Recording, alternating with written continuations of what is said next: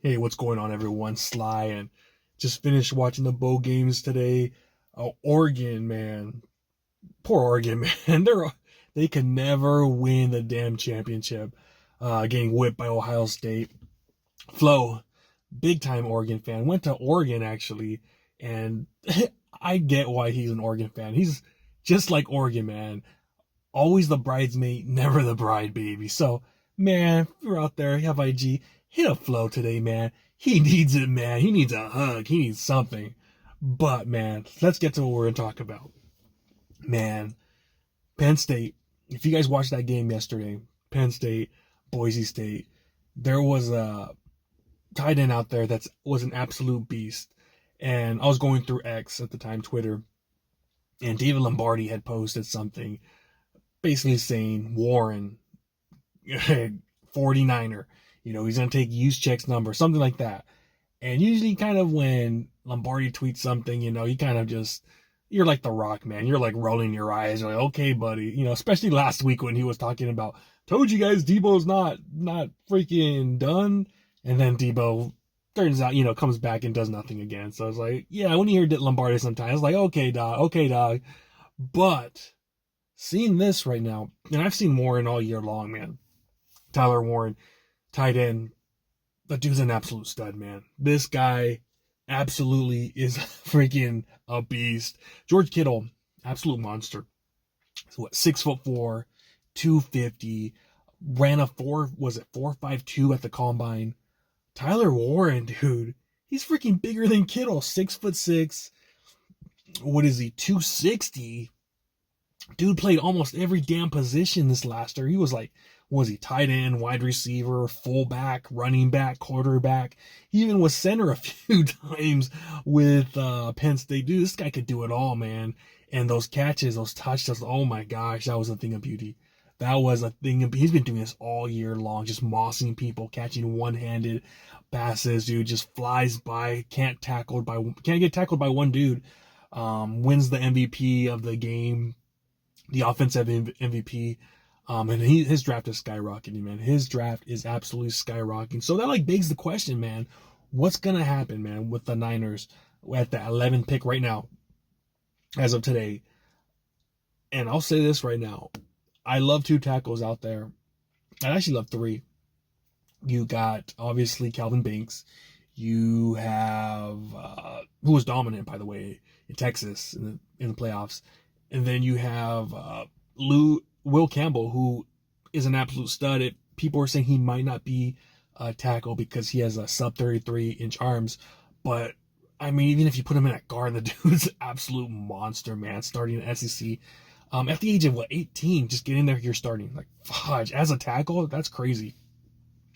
And I also like Josh Simmons. But Josh Simmons, man, he's coming off an ACL tear. So should the Niners go out there, I get it, guys. I get it. We need a tackle. With the 11th pick, should we go out there and be like, screw it? We've had so many misses out there. Why not get a for sure thing? And to me, I would not be mad, man. I'm saying it right now. I would actually be pretty excited if we went out there and got Tyler Warren, because he could do it all, man. He could block, he could catch, he could do whatever you want. Put him in that freaking tackle. He'll play tackle, man. This guy's a genetic freak. So, I'm just saying, man, look at our draft history with this regime in the first round. We have two hits, 7 misses, and 1 undecided with Ricky Pearsall. We'll wait till next year. I mean, people already were calling him a bust. I thought he had a great game on Monday night, but one game doesn't define you. We'll wait till next year to see with Ricky Pearsall. Hopefully that won't be a bust. But so 2 hits only. Brandon Ayuk, Nick Bosa, the only 2 hits in the first round. Are we going to go out there, say all 3 tackles are taken? Are we going to take the 4th best tackle in the draft and be like, shoot, and it might be another miss. It might be another Mike McGlinchey. Or we could get the for sure thing. There's about 4 or 5 dudes out there that are for sure things in this draft. And Tyler Warren is one of them. He is one of them. And to me, I would extend Kittle. And have this dude Warren 2 tight end set. You can run 21 personnel, use him as a fullback, 22 personnel, have both these guys out as a tight end. The possibilities are endless with these 2 guys. Who's seen the movie, The Mighty Ducks 2? Who's ever seen that movie? There were two guys, two young cats. They were the enforcers. They were known as what? The Bash Brothers. If you guys seen that movie, you guys know exactly what I'm talking about. Those guys were the Bash Brothers, and every team was intimidated by them. Just imagine this. Having George Kittle and someone that's even bigger than George Kittle, Tyler Warren, right there lining up next to each other. And say you're going to call a run. Oh my gosh. This dude, no wonder Penn State runs so much. They're great blockers, all of them. Tyler Warren was leading the way. He's just like George Kittle, man. Just mauling guys in the run game, too. So, I mean, if we do get him, and there's a chance, man, he's going up in these draft boards, man. He won't go past 16. He will not go back past 16. And if he's there, I think he's going to be there. Unless the Jets pick him up. If he's there, that's going to be a question right there. That's going to be a question. But having him, that doesn't necessarily mean that Kittle's going to be gone after this year. Hell no, dude. I would extend Kittle and have these fools together for the next 3-4 years together. Why not, dude? Why not, dude? Why not do something different than what the NFL is doing? 2 elite tight ends. Our offense, let's be real, man, it hasn't been the greatest, and we're always having trouble with that second tight end that can't block. Always having trouble with that second tight end that can't block. Remember Ross Dwelley? I love Ross Dwelley, but that dude couldn't block to save his life. This past year, Sober, man, that dude cannot block anyone, anyone at all. It's like, no wonder he was a journeyman. It's just time and time again. Just guys that they can't block, man. They cannot block. Imagine having these two guys, You could have him block Warren and then have Kittle run more routes too.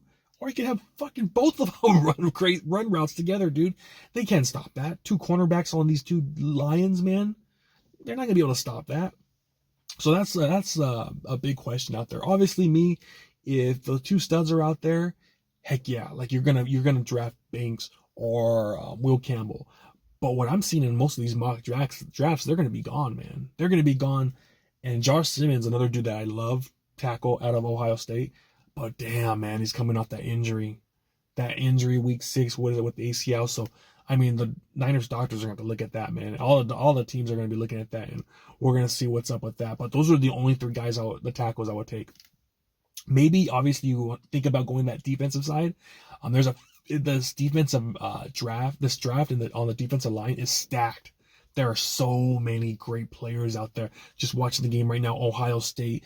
Look up a guy named Jack Sawyer. This guy, he's like a poor man's J.J. Watt. And I'm saying this because this dude bats down balls, takes great angles, pressures the quarterback. I think he had a sack or 2 today. Last bowl game had 2 sacks. So this guy keeps putting up great numbers out there.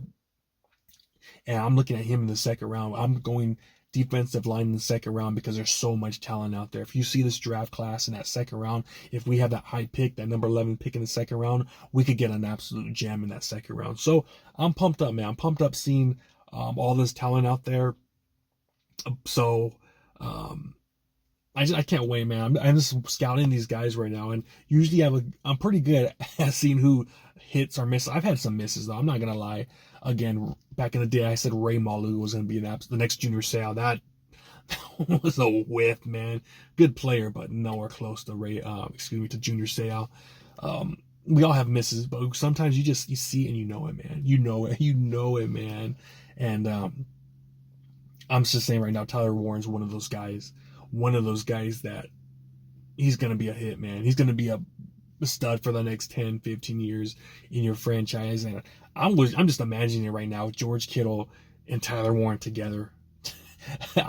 Kyle, people talk about he needs to reinvent himself. This would be a perfect way to reinvent yourself on offense, man. Having 2 of the best tight ends together, coming up with all these amazing plays, just in the run game alone, it would help so much. How are you going to stop that? How are we going to stop that? You're going to have an extra safety in the box? Dude, those guys will fucking destroy. They'll destroy them, man. They'll destroy them. 2 big tight ends like that, the Bash Brothers. So it's going to be interesting to see what happens, but I'm excited, man. I mean, we've had such a down year. at least we deserve a top 11 pick in this draft. It's been such a rough year. We deserve a nice toy, and I think we're going to get it, man. I think we're going to get it, and hopefully be back in the playoffs. But that's what I got, man. Let me know what you guys think, Tyler Warren. I know a lot of Niner fans probably don't like it, but hey, man, it's better than drafting a running back. That's all I got to say. All right, guys, I'm out.